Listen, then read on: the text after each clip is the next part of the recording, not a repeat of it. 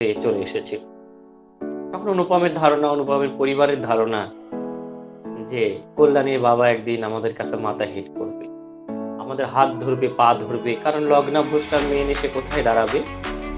তখন আমাদের তখন দাঁড়ে আসবে, ছুটিয়ে আমাদের দাঁড়ে আসিয়া বলিবে, বাবা বাংলা সিনেমার ডায়লগ, বাংলা সিনেমার গরিব নায়িকার বাবে ডায়লগ তোমরা তো জানাই, বাবা তোমার ভালোবাসা আমাকে ভিক্ষা দাও, এরকম করে বলবে। তখন অনুপম কিন্তু এটা ভেবে গোপে রেখায় তা দিতে থাকে, মানে গাছে কাঁঠাল কোপে তেল, গাছ গাড়ার আগে ফল ভাগ করার বাসনা, তাই না? এমন ঘটনা হয়।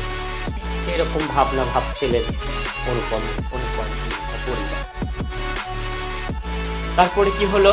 অনুপম বলল, না, হয়তো সবাই তোমার বাবাকে জব্দ করতে চাইবে, জব্দ হয়তো উনি হবেন, কিন্তু মূল বিষয়টা তোমার বাবা আমাকে দিয়ে বিয়ে দিতে চাচ্ছেন, আমি একটু রাজি আছি, একটাই খারাপ। তাই অনুপম এটা ভেবে, হয়তো তখন টেলিফোন, মোবাইল, SMS, ইমেইল ছিল না, তাই অনুপম বলেছিল, আমি তাড়াতাড়ি বিরোহিনীর কানে গিয়ে বলে আসি গো, আমি রাজি আছি, আমার সমস্যা নেই, তোমার বাবাকে যতই জব্দ করবো আমার পরিবার, হয়তো আমিও মুখে মুখে একটু কটু কথা শোনাইবো, একটু ভাব নেব, কিন্তু আমি তোমাকে বিবাহ করিব, তোমাকে বিবাহ করিব মানে হচ্ছে কি, আমি আবারও হাতির পিঠে করে বর সেজে যাব, তুমি আমার দয়মন্তী, মানে সরস্বতী, তুমি আমার বিদ্যার দেবী, তুমি আমার সঙ্গীত দেবী। তারপরে তারপরে তোমাদের বাসায় গিয়ে আমি হাতির পিঠে করে পদ্মবন দলিতে বিদলিত করে আবার পৌঁছেইব, মানে বিশৃঙ্খল পরিবেশে অবস্থায় অনুপমে বর যাত্রীগণ যেভাবে কল্যাণী বাসায় গিয়েছিল, তো বলছে যে আবারও তো বিয়ে হলে তো আবারও এরকম হবে, এটা অনুপমের ধারণা। তারপরে তারপর আমি তোমাকে পাইবো, আমাদের লগ্ন হবে, সাত পাখি ঘুরে বিয়েটাও করা হবে, তারপর তুমি বউ সেজে একলা ঘরে থাকবে, আমি এসে একলা ঘরে যাব, আর সেই ঘরের বাহিরে সমস্ত পৃথিবী থাকবে, শুধু ঘরের ভেতর তুমি আর আমিই থাকবো। এটা ভেবেই কিন্তু অনুপমের মনে খুব সুখ হইল। তারপরে কি বলল অনুপম? বলল, কি জানি বর্ষার অভাবে মাটি বলো, বৃক্ষ বলো, সবই কিন্তু তৃষ্ণার্ত হয়ে থাকে বর্ষার অভাবে, প্রতি পাতাও সে গজাতে পারে না। তখন যখন নববর্ষার জল পড়ে, গাছের পাতা কিন্তু মানে একদম সুন্দর হয়ে ফোটে, মানে দেখতে চির তারুণ্য মনে হয়, প্রকৃতিকে সুন্দর মনে হয়, মাটি ফেটে যাওয়া চৌচির মাটিও কিন্তু আবার জোড়া লাগে। অনুপম বোঝাতে চাচ্ছেন, যখন তোমাকে আমি পাইলাম বা তোমাকে আমি পাবো, তখন কিন্তু আমার হৃদয়ের মধ্যেও নববর্ষের জল পড়িল, তার মানে আমার তৃষ্ণার্ত আত্মাকে তুমি স্নিগ্ধতার পরশে কি বলে আবিষ্ট করেছ। এইসব কল্পনার জগতে গিয়ে অনুপম ভাবছিল, এটা ছিল তার শুধুই কল্পনা। গল্পটা তিনি বললেন এখানে শেষ হয়ে যেতে পারত, যদি আমি কল্পনা করলাম এইভাবে কন্যার বাপ মাপ যাবে, আমি বিয়ে করব, তারপর তুমি আমাকে পাবে, আমি তোমাকে পাবো, আমার সংসার করতে থাকিব, গল্পটা এখানে শেষ হলো। কিন্তু অনুপম বলল, গল্পটা আসলে এইভাবে ফুরাইলো না। কিভাবে ফুরালো?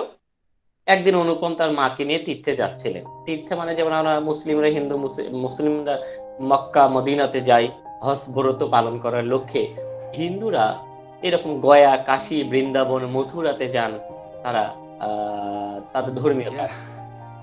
সেখানে কেউ চিরকালীন যায় থাকে, কেউ পূজা করে চলে আসে। অনুপমের মাকে অনুপমের উপর দায়িত্ব করেছিল, কারণ তার মামা এবারও হাবড়ার পুল পার হওয়াটাকে অনুচিত বলে মনে করেছিল। হাবড়ার পুল পার হওয়া মানে কিন্তু আমি বলেছিলাম, মামা মেয়েদের অধিকার দেন না, মেয়েদের মেয়েদেরকে তিনি সম্মান করতে জানেন। মামা এই পুরুষতান্ত্রিক যে অমানবিক, কি বলা হয়, পুরুষতন্ত্রের যে অমানবিক আচরণ, সেটা কিন্তু মামার ভিতরে একদম প্রখর, মানে খুবই প্রবল ভাবে প্রকাশিত হয়েছে, যেটা মনু তার সংহিতায় লিখে দিয়েছিলেন। মামা মনুর জায়গা হলে আরো কঠিন করে লিখতেন, নারী পাপের উৎস, নারী জঘন্য, নারী সন্তান উৎপাদনের যন্ত্র, নারী ভোগের সামগ্রী, তাছাড়া নারী তুমি আর কেউ নও। পৃথিবীর প্রত্যেকটা ধর্মে নারীকে পাপের সোর্স হিসেবে চিহ্নিত করা হয়েছে, শুধু এক্সেপ্ট ইসলাম ধর্ম। ইসলাম ধর্মে কিন্তু পৃথিবীর প্রথম নারীকে সম্মান করেছিল। এক মসজিদের ইমামের কাছে এসে তিনটি বিষয় অফার করে, এক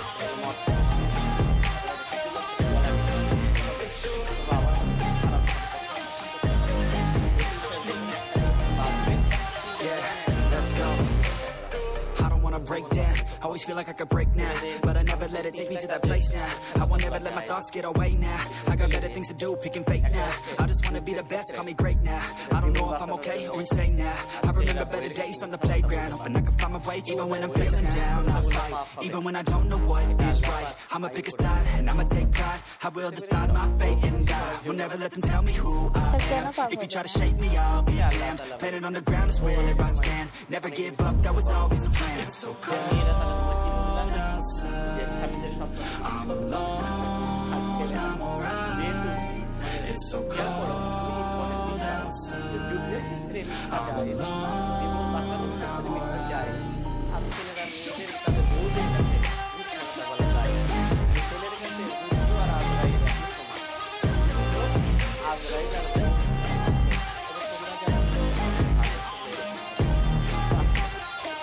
আমরাও মিথ্যা বলি।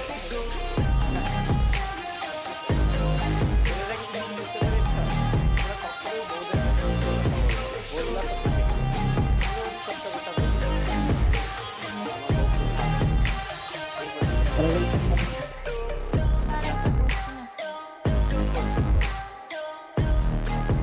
তার হিন্দু ধর্মে তো নারীকে দেবী রূপে দেখা হয়, মানে এইরকম কিছু একটা শোনা যায়, তাহলে মানে নারীকে এত নিচু ভাবা হয়েছে কেন?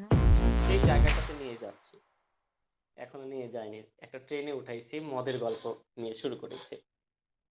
আচ্ছা স্যার। আমি তোমাদের বলতে চেয়েছিলাম যে ধর্ম মানুষ তৈরি করেছে কিভাবে সেটা বোঝানোর জন্য। তখন ওই ইমাম ভাবলো আমি তো খারাপ সম্পর্ক করতে পারবো তোমার সাথে, আবার সেই বাচ্চাকে করতে পারবো। সে বলছে আমার জীবনটা তার বাঁচানো, সে হচ্ছে মদ পান করছে। মদ পান করার সাথে Devil in a red dress, call 911, I'm a killer. You know I hate to confess. Bang bang, got my hand on the trigger. The devil in a red dress, call 911, I'm a killer. You know I hate to confess. Bang bang, got my hand, bang got my hand, call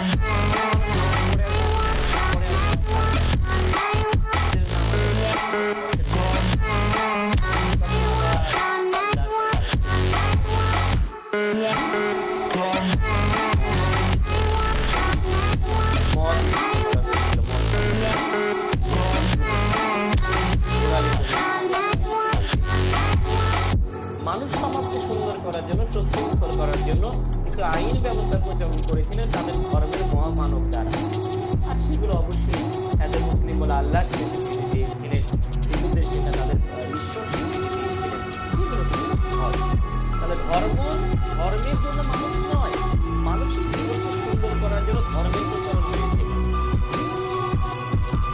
তাহলে devil in a red মনুষ্য সংহিতা dress, কিন্তু পরিবর্তন call হয়েছে। 911, মানুষ I'm a বুঝতে পেরেছে killer. মনুষ্য সংহিতা নারী জন্ম নয়, নারী স্নেহে, নারী ভালোবাসা, নারী সৃষ্টি, নারী সহযোগিতা।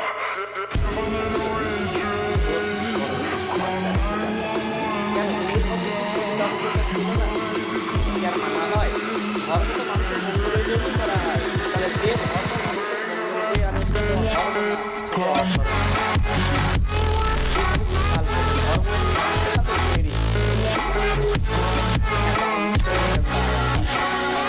অধর্ম। তাদের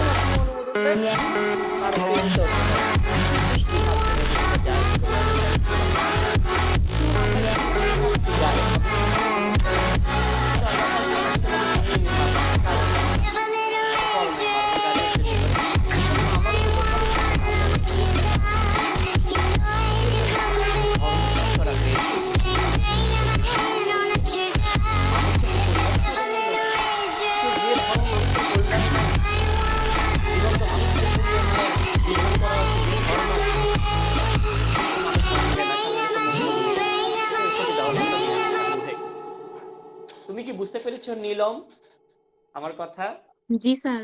হ্যাঁ, তাহলে ধর্ম মানেই হচ্ছে মানবতাবোধ, কল্যাণ, ন্যায়, সততা, পরোপকার। তাহলে যার মধ্যে এগুলো নেই সেখানে ধর্ম নেই। ধর্মময় মনুষ্যত্ব, মনুষ্যত্ব মানে মানুষের সৎ গুণাবলীর সমষ্টি।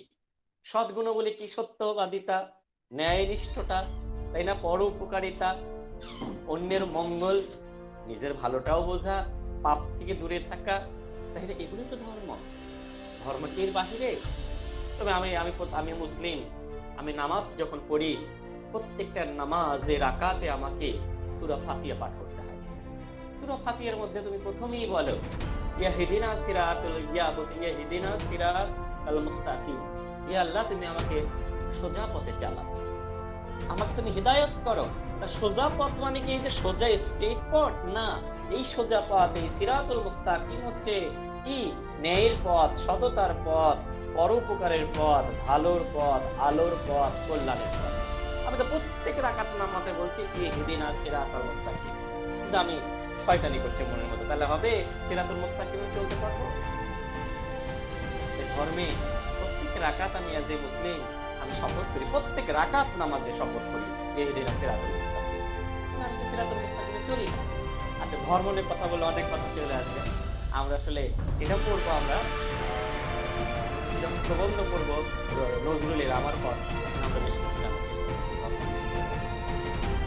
এরপরে আমি যে বিষয়টা বলতে চাচ্ছিলাম কল্যাণের বিষয়, মামা নারীদের এরকম জঘন্য ভাবত। তাই এবারও মামা মনে করলেন আমার বোনকে হাবড়া চুলের উপর উড়ে দেয়, আমি কাশি গয়া বৃন্দাবনে রাখে আসবো, আমি এমন পুরুষ জাতি নই, এরা পুরুষ জাতি করবো মা, কারণ বোন একলাই হাঁটে যাবে, অথবা অনুভব তুই নিয়ে যাবো, আমি ওর মধ্যে নাই। মামার আচরণ দেখে বছর দুয়ের পরে বা 1 বছর পরে তার নিজের পরিবর্তনটা করতে পেরেছিলেন। সে মামাকে ত্যাগ করেছিল। মাতুল মানে মাতৃ সম্পর্কিত এভরিথিং। মাতুল মানে নানা, মাতুল মানে নানি, মাতুল মানে মামা, মামি, মামাতো ভাই, মামাতো বোন। মা সম্পর্কের যত আত্মীয় তাকে বলা হয় মাতুল। কিন্তু এই গল্পের মধ্যে অনুপমের মাতুল কিন্তু একজন, সে কে? তার মামা। তাই বলছে মামা, অনুপম কি করেছে? তার মামাকে ত্যাগ করেছিল এই কারণে। সে যাই হোক, মাকে নিয়ে অনুপম তীর্থে যাচ্ছিলেন। এরপরে যাচ্ছিলেন, ট্রেনের মধ্যে যাচ্ছিলেন, ট্রেন রাতের বেলা যাচ্ছিল, যে ট্রেনের মধ্যে কামরা ছিল, সে তো ইন্ডিয়ান ট্রেনে যদি তোমরা কেউ উঠে থাকো দেখবা এক একটা বগিতে অনেকগুলো ছোট ছোট মুখোমুখি বেঞ্চ থাকে। বেঞ্চ মানে ধরো এটা শুয়েও থাকা যায়। তুমি যদি অনেক দূরে যাও মানে সেই অনুযায়ী 2 টায়ার্স আছে, 3 টায়ার্স, 1 টায়ার, যত টাকা দিবা মুখোমুখি একটা সিট হতে পারে, মুখোমুখি 2 4টা, মুখোমুখি 3 6টা, এগুলো একজনের জন্য একটা বেঞ্চ বরাদ্দ। এটা তুমি শুয়েও থাকতে পারবে, 1 তলা 2 তলা 3 তলা আছে। তোমাকে 2টা চাদর দেবে সাদা ধপধপে, 2টা বালিশ দেবে, তাওয়ালে দেবে, কম্বল দেবে, তুমি যদি টিকিট কাটো। কারণ তুমি কলকাতা থেকে যখন চেন্নাইয়ে যাবে, আমি গিয়েছিলাম 2016 সালে, আমার পায়ের অপারেশন হয়েছিল ইন্ডিয়ার অ্যাপোলো হসপিটাল চেন্নাই। তো সেখানে গেলাম, 28 ঘন্টা লাগবে আমার। তো এই যে 28 ঘন্টা আমাকে ঘুমাতে হয়, ট্রেনগুলো খুব পরিষ্কার পরিচ্ছন্ন ছিল। করমণ্ডল এক্সপ্রেসে গিয়েছিলাম, পরে একবার চেন্নাই এক্সপ্রেসে গিয়েছিলাম।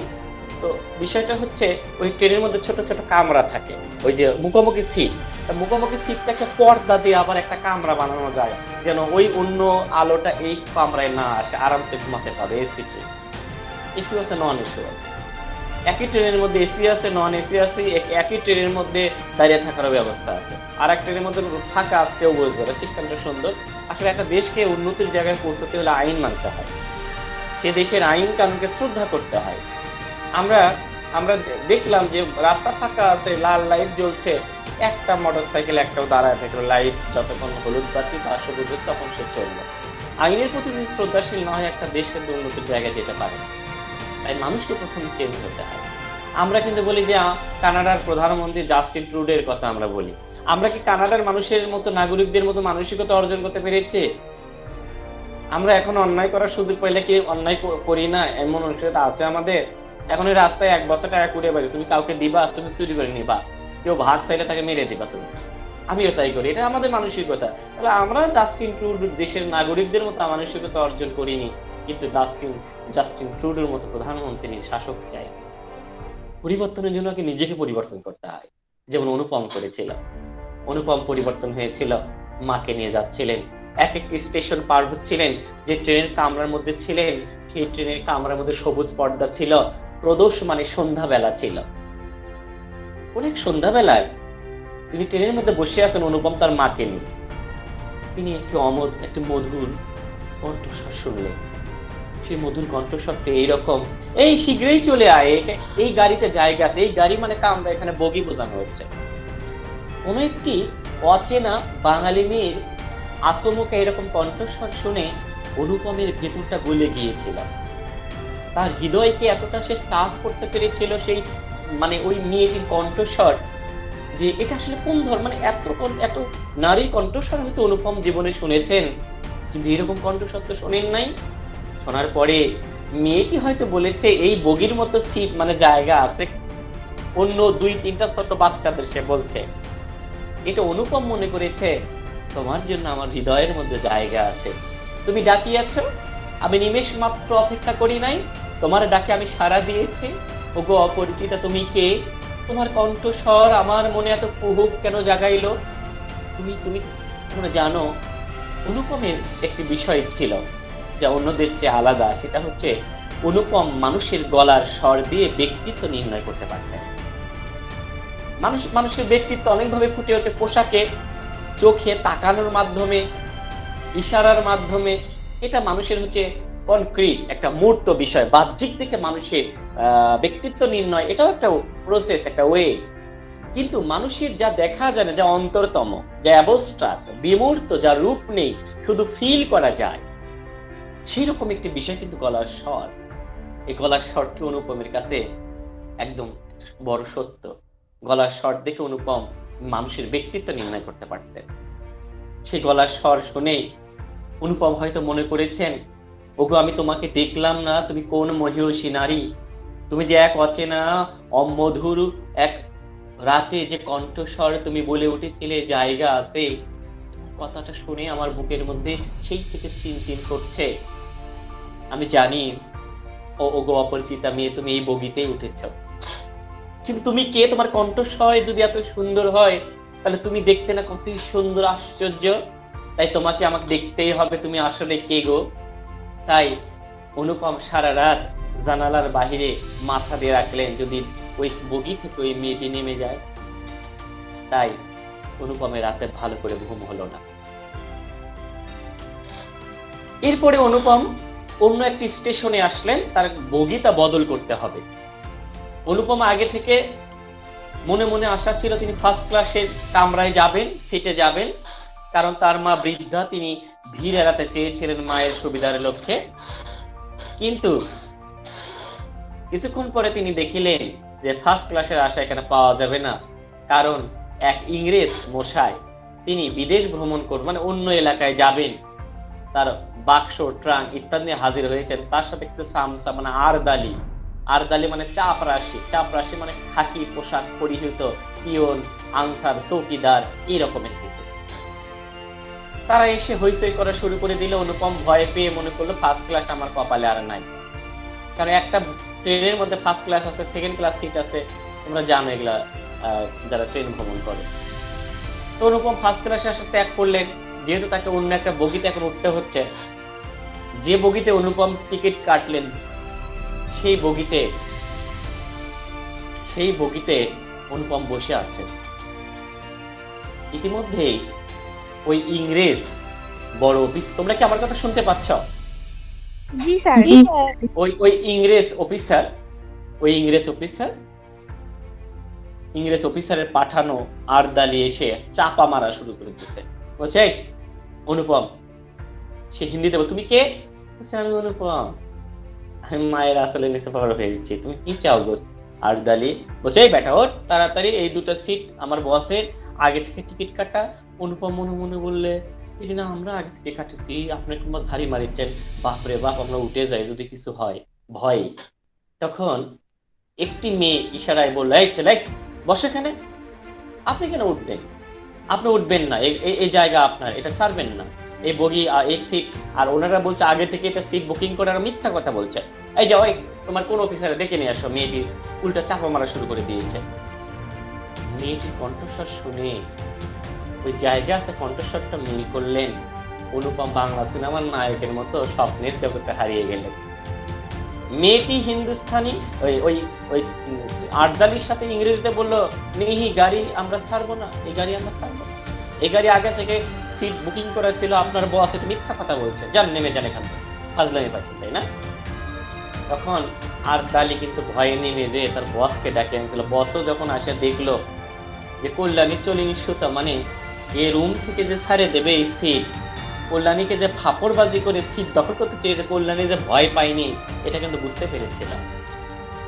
তাই তারা সিদ্ধান্ত নিল, বাবা এ বগি তার যাওয়া যাবে না, মেয়ে তো নয়, এটা যেন আগুনের গোলা। এত সব দেখে অনুপম কিন্তু কল্পনার জগতে মিলিয়ে গিয়েছে যে অচেনা এক রাতে যে মেয়েটি অদেখা অবস্থায় বলেছিল জায়গা আছে, যে কণ্ঠস্বর, সেই কণ্ঠস্বরটিকে আমি নিজের চোখে দেখিলাম। কি বলিব, কি লিখিব তা বুঝতে পারছি না। অনেক কষ্ট করে তারা একে অপরের মুখোমুখি বসা শুরু করলো। এখনো অনুপম জানে না মেয়েটিকে, তাই মেয়েটিকে তিনি অপরিচিত নামে সম্বোধন করছেন। বলছে, ওগো অপরিচিতা, তোমার সাথে যে মেয়ে, অপরিচিতার সাথে দুই থেকে তিনটি এক্স্যাক্টলি বলা হয়নি, 2 থেকে 3টি শিশু বাচ্চা ছিল। তারা ওই অপরিচিতা মানে মুখোমুখি সিট, বাচ্চা 2-3টার সাথে ওই অপরিচিতা মেয়েটি খেলছিল, গল্প করছিল, তাদের গল্প শোনাচ্ছিল, চানামুট খাচ্ছিল। আর তাদের মুখোমুখি অনুপম এবং তার মা, দুইজন পুলকের আবেশে তাদের মন ভরিয়ে উঠিয়েছিল। এই ভেবে কখনো তার মা মেয়েটি সম্পর্কে ধারণা হচ্ছে মেয়েটি খুব খারাপ, আবার কখনো মনে হচ্ছে না মেয়েটি ভালো, বয়স হয়েছে কিন্তু শিক্ষা নাই। অনুপমের মা আর অনুপম তো আসলে অন্য জগতে চলে আসে। তোমরা দিল ওয়ালে লে যায়েঙ্গে একটা সিনেমা না কি আছে, একটা সিনেমা আছে না, বলো না বলো, দিলওয়ালে দুলহান লে যায়েঙ্গা।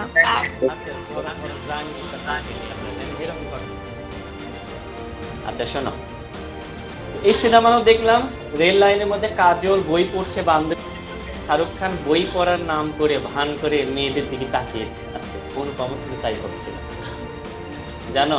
এমনকি যখন আরো একটা আগে চলে যাই আমরা, অনুপম যখন ওই স্বপ্নের জগতে আছে, ওই তার তরঙ্গ বাক্স, তরঙ্গ মানে ট্রাঙ্ক, তরঙ্গ বাক্স যখন নিজের হাতে তো নিজের তোলা লাগবে, এটাও তুলতে পারছিলেন কেন, অনুপম যেহেতু মেয়েটির সাথে দেখা হয়েছে, তার গায়ে বল নাই, সে অন্য জগতে চলে গেছে। মেয়েটি কুলিদের হাত থেকে টান মেরে তার বাক্স তরঙ্গ নিতে তুলে দিল। মেয়েটি কিন্তু দেখা কত বোল্ড, সাহসী। তবে এই সময় অনুপমের একটি ক্যামেরা ছিল ছবি তোলার জন্য, ক্যামেরা এখানে নিতে সে ভুলে গিয়েছিল, স্টেশনে হারিয়ে গিয়েছিল। এরপরে যাচ্ছে, ভালো লাগা মন্দ লাগার মধ্যে অনুপমের মা একটা দ্বিধান্বিত মানসিকতা অর্জন করেছিলেন যে মেয়েটি ভালো না খারাপ। কারণ তিনি বাচ্চাদের সাথে, ছোট ছোট বাচ্চাদের সাথে কল্যাণী খেলা করছিলেন। কল্যাণী মানে অপরিচিতা, আর অনুপম সেটা দেখছিল। আসলে ছোটদের সাথে যদি তুমি ছোট হয়ে না মিশতে পারো, তাহলে কিন্তু তুমি তাদের সাথে খেলে মজা পাবে না, ছোটরাও কিন্তু তোমাদের সাথে খেলে মজা পাবে না। এই জন্য আমি যদি ঈশ্বরকে পাইতে চাই, আমার কিন্তু ঈশ্বরের মতোই হতে হয়। সেটা রবীন্দ্রনাথ ঠাকুর রাজা নামে একটি নাটক লিখেছিলেন। সেই রাজা নাটকে নায়িকার নাম ছিল সুদর্শনা। সে ভালোবাসে, প্রেম করে রাজার সাথে। রাজা বলে যে সে দীর্ঘদিন ধরে রাজার সাথে প্রেম করে, আর রানী বলে আমি তোমাকে পেতে চাই, তোমাকে দেখতে চাই, তোমাকে ভালোবাসি, তুমি কেন দেখা দাও না আমায়? রাজা বলে তুমি আমার সাথে দেখা করতে চেয়ে না, আমার মতো মানসিকতা তোমার হয়নি গো।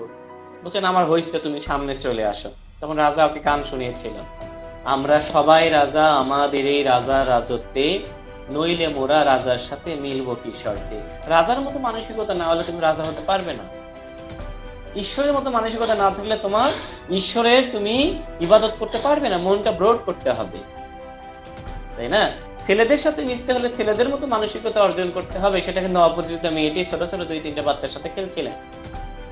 এমনকি সেই কণ্ঠস্বর, মধুর কণ্ঠস্বর, সুরেলা, যে কণ্ঠস্বরে মুগ্ধ হয়ে অনুপম পাগল হয়ে গিয়েছে। শুধু অনুপম কি পাগল হয়েছে, মেয়েটির সাথে 2-3টে শিশু বাচ্চা, একটা ছবিওয়ালা, ছেলেদের ছবিওয়ালা একটা গল্পের বই, সেখান থেকে কোনো একটি গল্প তারা একই গল্প 20 থেকে 25 বার শোনার পরেও বাচ্চারা বারবার বলছে আরেকবার শোনাও না মা। একই গল্প বারবার। মেয়েরা আসলে গল্প শোনে না, শোনে কল্যাণীকে, কারণ তার কণ্ঠে যে সুধা, অমৃত, মানে এত সুধাময় কণ্ঠ, ওর অবাক হয়ে যাও। তো যাই হোক, গাড়ি ট্রেন নেমে যাচ্ছে। তারপর কল্যাণীর মা, অনুপমের মা মনে করলো মেয়েটি পরিচয় নেওয়া দরকার, কারণ মেয়েটি ট্রেন থেকে নেমে যাচ্ছে যে স্টেশনে, সেই স্টেশনের নাম হচ্ছে কানপুর। আগে থেকেই ওই অপরিচিতা মেয়েটিকে রিসিভ করার জন্য আগে থেকে সবকিছু রেডি করা ছিল। একটি হিন্দুস্তানি চাকর এসে সব ফিটফাট করে রেখেছিল তাকে নিয়ে যাওয়ার জন্য, রিসিভ করার জন্য। কিন্তু মা ভাবলো পরিচয়টা অন্তত জেনে নেই, এই মেয়েটি কেমন যেন অদ্ভুত মনে হচ্ছে, আর অনুপম তো কথাই বলতে পারছে না। তো মা বলল, আচ্ছা মা, তোমার নাম কি? মেয়েটি বলিল, আমার নাম কল্যাণী। আচ্ছা বলো কি, তোমার নাম কল্যাণী, তোমার বাবার নাম কি বলো তো? আচ্ছা, আমার বাবার নাম, তিনি এখানকার ডাক্তার, ডাক্তার শম্ভুনাথ সেন আমার বাবা। তখন যা বোঝার অনুপম এবং অনুপমের মা বুঝে গেলে। তারপরে অনুপম কি ঘটলো, মেয়েটি চলে গেল, অনুপম তার মাকে তীর্থে রেখে আসলেন, তার মামাকে ছেড়ে দিয়েছেন, সবকিছুকে। তিনি মাকেও ছাড়তে চেয়েছিলেন, কারণ তার মেরুদণ্ড সোজা হচ্ছে, ব্যক্তিত্ববান হয়ে উঠছেন তিনি। কিন্তু মায়ের একমাত্র সন্তান, তাই অনুপমের মাই অনুপমকে ছাড়তে পারেন নাই, অনুপমের মাই অনুপমকে ছাড়তে পারেন নাই। অনুপম ছাড়তে চেয়েছিল, মাতুলকে ছাড়িয়েছি, মাকে ছাড়িতে চেয়েছিলাম, কিন্তু মা, আমি মায়ের একমাত্র সন্তান থেকে মা আমাকে ছাড়তে পারেন নাই। এইবার অনুপম কানপুরে আবার এসেছে, কল্যাণীর বাসায় গেছে, কল্যাণীর বাবার হাত ধরেছে, কল্যাণীর বাবার পায়ে পড়েছে, অনুপম মাথা হেড করেছে। আচ্ছা, আপনার মেয়েকে আমার হাতে তুলে দেন, আমি মাকে ছেড়ে দিচ্ছি, আমি মামার সমস্ত আদেশ এখন অমান্য করি, আমি আপনার মেয়েকে পেতে চাই। অনুপমের হবু শ্বশুর শম্ভুনাথ সেন মানে কল্যাণীর বাবার মন গলেছে, ঠিক আছে বাবা, আমি তোমার সাথে আমার মেয়ের বিয়ে দেবো। কিন্তু কল্যাণী কি বলিল, আমরা সেই জায়গাটাতে এখন দিয়ে শেষ করে দেবো।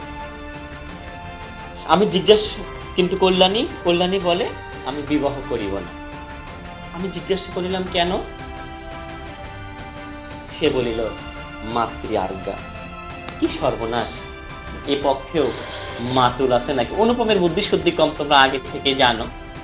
ও কল্যাণী বলছে মাতৃ আজ্ঞার কারণে আমি বিয়ে করবো না। অনুপম তো বিয়ে করার আগে কি জানতো, যে কল্যাণীর মাটা মারা গেছে। কল্যাণীর মা যেহেতু মারা গেছে, তাহলে ঘটনা কি দাঁড়ালো, যে কল্যাণীর বাপকে আবার এখানে বিবাহ করেছে, এমন একটা মনে হলো কার? অনুপমের। মনে মনে ভাবলেন, অনুপম, এ পক্ষ মা আছে নাকি? কি সর্বনাশ, এ পক্ষ মাতুল আছে নাকি? তারপরে বুঝিলাম যে কল্যাণী বললো যে মাতৃ আজ্ঞা, এর মানে মাতৃভূমি আছে, মানে দেশপ্রেম রয়েছে। সেই দেশপ্রেমের প্রতিজ্ঞা থেকে, যেমনি মাদার তেরেসা ইন্ডিয়ান সাবকন্টিনেন্টে এতিম মেয়ে বাচ্চাদের জীবনের দায়িত্ব নিতে গিয়ে তিনি বিয়েটা পর্যন্ত করেন নাই, কল্যাণীও এমনি একটি ব্রত গ্রহণ করেছে। সে বিবাহ ভাঙার পর হইতে কল্যাণী মেয়েদের শিক্ষার ব্রত গ্রহণ করিয়াছে। কিন্তু আমি আশা ছাড়িতে পারিলাম না।